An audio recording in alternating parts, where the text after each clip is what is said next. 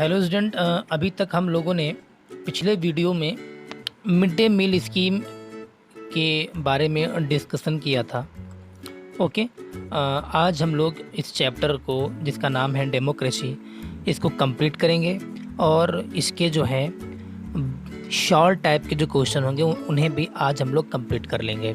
तो चलिए स्टार्ट करते हैं। देखिए, आपका पहली हेडिंग है, उसके बाद issue of equality in other democracies. देखिए, अभी तक हम सिर्फ इंडिया की बात कर रहे थे। अब जो है हम अदर डेमोक्रेटिक कंट्रीज़ के बारे में बात करेंगे जहाँ पर इक्वलिटी का भी एक इशू है। देखिए, you are probably wondering whether India is the only democratic country in which there is inequality and where the struggle for equality continues to exist.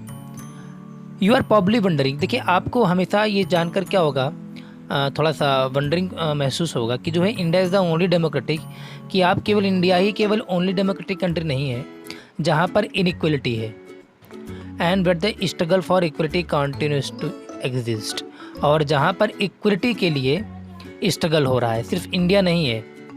The truth is that, सच्चाई क्या है, in the many democratic countries around the world, पूरे world में बहुत सारी ऐसी countries हैं। The issue of equality continues to be the key issue around which communities struggle. तो सिर्फ इंडिया नहीं है, बहुत सारी वर्ल्ड में ऐसी कंट्रीज हैं जहाँ पर इक्वलिटी का एक इशू है, काफ़ी स्ट्रगल कम्युनिटीज़ को करना पड़ता है। ओके, तो चलिए हम डिस्कस करते हैं। देखिए, इन द यूनाइटेड स्टेट, हम यूनाइटेड स्टेट ऑफ अमेरिका की बात करते हैं। The African American were subjected to gross inequalities। वहाँ पर जो है अफ्रीकन जो अमेरिकन होते हैं, जो काले टाइप के होते हैं, काले लोग होते हैं, तो वहाँ पर उनको जो है एक अलग दृष्टि से देखा जाता है। उनको वहाँ मतलब पूरी छूट नहीं दी जाती। जैसे हमारे यहाँ कास्ट सिस्टम से कॉमन है, वहाँ पर ब्लैक एंड वाइट चलता है। After a long struggle and agitation against unequal law and practices led by leaders such as Rosa Parks and Martin Luther King Junior. देखिए, तो क्या हो रहा है कि दोनों सभी को इक्वल जो है दर्जा नहीं मिल रहा है, उन्हें सब इक्वल समझा नहीं जा रहा। ब्लैक को छूट नहीं मिलती है, वाइट के लिए बहुत सारी हर चीज़ होती है। तो बहुत लंबे समय तक स्ट्रगल हुआ। ठीक है, इस जो अनइक्वल लॉ चलता है, प्रैक्टिसेस में भी हमेशा चालू होते थे। बस में अगर बैठे हो आप, अगर कोई वाइट आदमी आया, गोरा आया, तो काला वाला जो होगा वो उठ जाएगा और गोरा वाला जो है बैठ जाएगा। ये सिस्टम था। ये सिस्टम अभी थोड़ा बहुत है। लेट बाय दैट, अब बहुत लंबे समय तक स्ट्रगल चला और काफ़ी इस कानून का विरोध हुआ। तो कुछ लीडर सामने आते हैं जो कि इसमें बढ़ चढ़कर हिस्सा लेते हैं और लीड करते हैं। उनका नाम है, देखिए, एक है रोजा Parks and Martin Luther King junior. ठीक है, ये दो नाम हैं, बहुत फेमस होते हैं। दिस सिविल राइट एक्ट जो होता है वाज पास्ड इन 1964।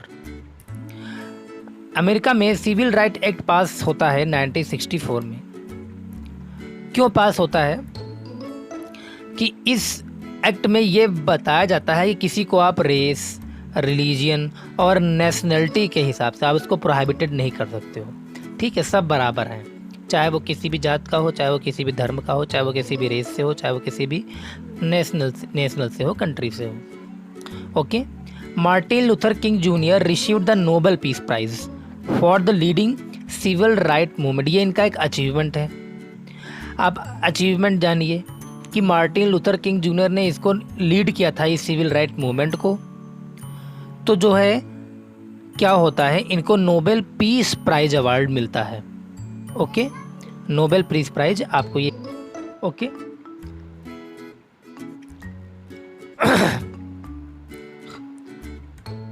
तो अब बात सिर्फ ये है कि जो agitation against unequal loss and factor that begin use है। देखिए, जो अनइक्वल लॉ हैं वहाँ पे यूएसए में चल रहे थे, उनके खिलाफ जो विरोध होता है, प्रदर्शन हो रहे थे, तो वो स्टार्ट होते हैं 1950 से, जब भारत ने अपना कॉन्स्टिट्यूशन, आप याद रख सकते हो, कॉन्स्टिट्यूशन जब भारत ने बना है तब वहाँ पर क्या हो रहा था, एक अपने कानून के लिए, सिविल राइट एक्ट के लिए वो लोग लड़ रहे थे।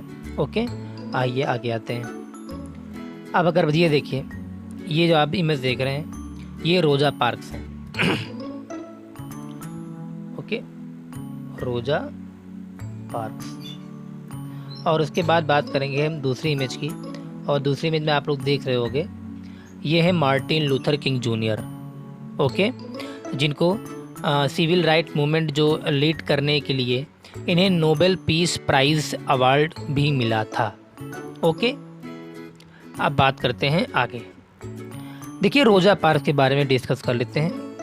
ये कौन थी? एन अफ्रीकन अमेरिकन वुमेन थी, मतलब कि अश्वेत थी, आप बोल सकते हो, काली रंग की थी। वहाँ पर काले गोरे का बहुत जो होता है भेदभाव होता है।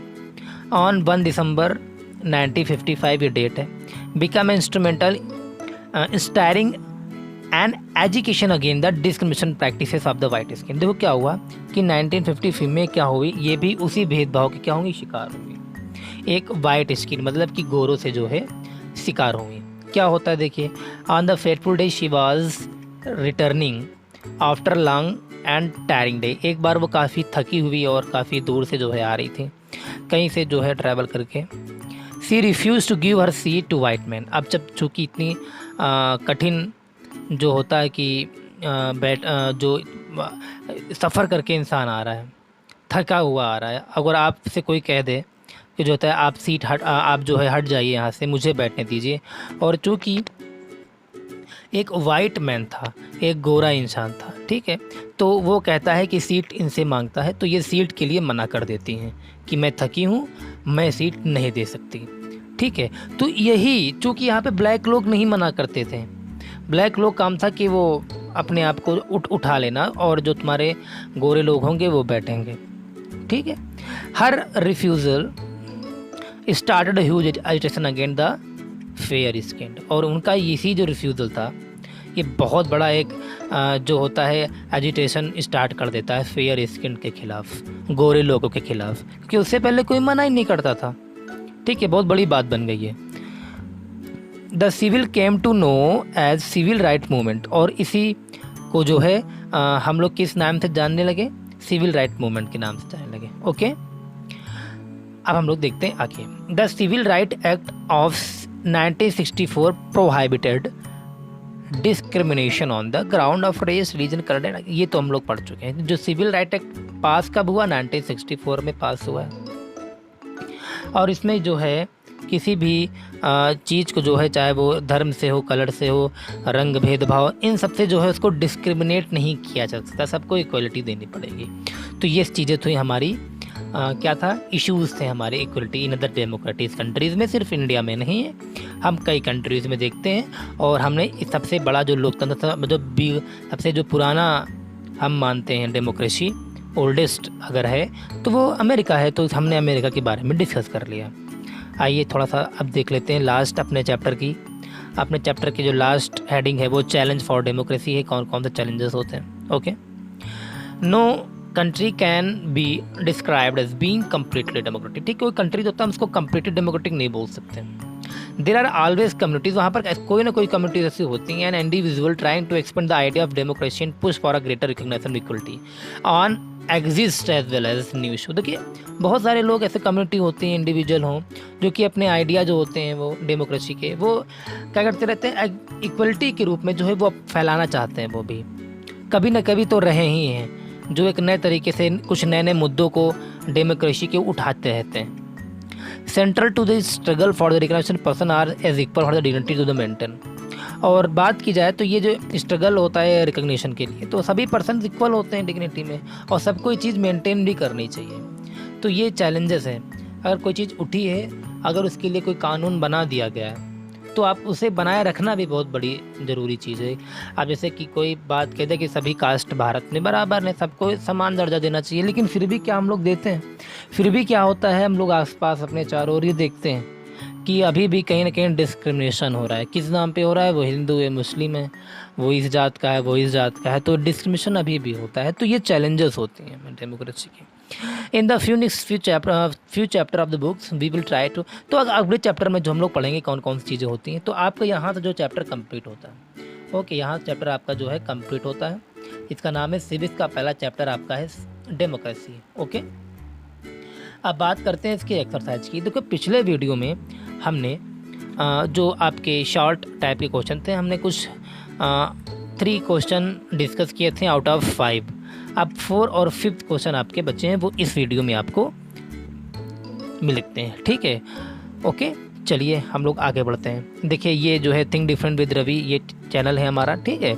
इसमें हम लोग जो है हिस्ट्री, सिविक्स, ज्योग्राफी, अब आने वाले समय में बहुत अच्छी वीडियोस अब मैथ की और हर सब्जेक्ट की धीमे धीमे से इसमें स्टार्ट हो रही हैं। ओके, चलिए अब लोग देखते हैं आप लोगों का क्वेश्चन। पहला क्वेश्चन क्या था कि 4th क्वेश्चन था, right the achievement of Martin Luther King junior. तो कुछ अचीवमेंट हमको लिखने थे, ठीक है। आपको चैप्टर में एक पढ़ा है हमने कि उन्होंने जो क्या मिला था उनको, वो नोबेल पीस प्राइज़ अवार्ड मिला था, लेकिन उसके बारे में हम कुछ और हम डिस्कस कर लेते हैं। देखिए क्या क्या मिला इनको, आप देखेंगे। थोड़ी सी इमेज अगर ब्लर आ रही हो तो थोड़ा सा मैं बोल देता हूँ, आप लोग समझ जाइएगा।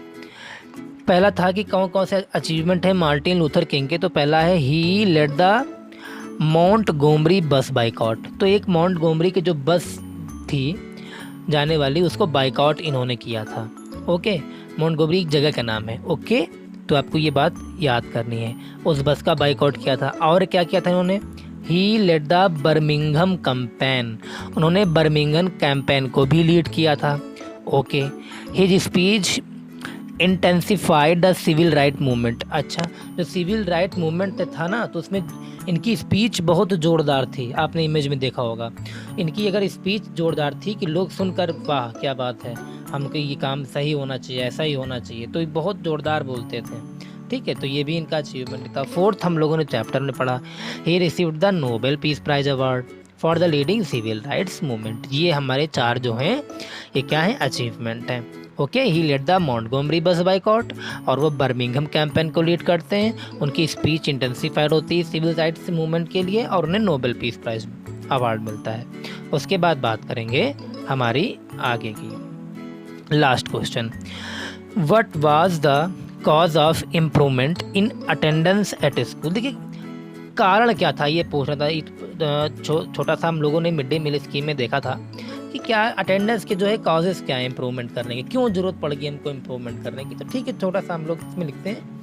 अकॉर्डिंग, जब टीचर की रिपोर्ट होती है, अकॉर्डिंग द टीचर रिपोर्ट, थोड़ा सा बड़ा कर देता हूँ इसको मैं ताकि आप लोगों को थोड़ा सा दिख जाए। Okay, according to the teachers report the children used to go home for food. जो बच्चे थे ना, वो खाने के लिए घर इत्यादि जाते थे, but did not return the home, लेकिन वो घर वापस नहीं आते थे। MD स्कीम, मतलब आपको शॉर्ट में लिख दिया, ये मिड डे मील स्कीम है। Okay, mid day meal scheme, their attendance was more than the year. तो जब ये मिड डे मील स्कीम आई तो इससे क्या हुआ, उनकी जो अटेंडेंस थी वो बढ़ गई।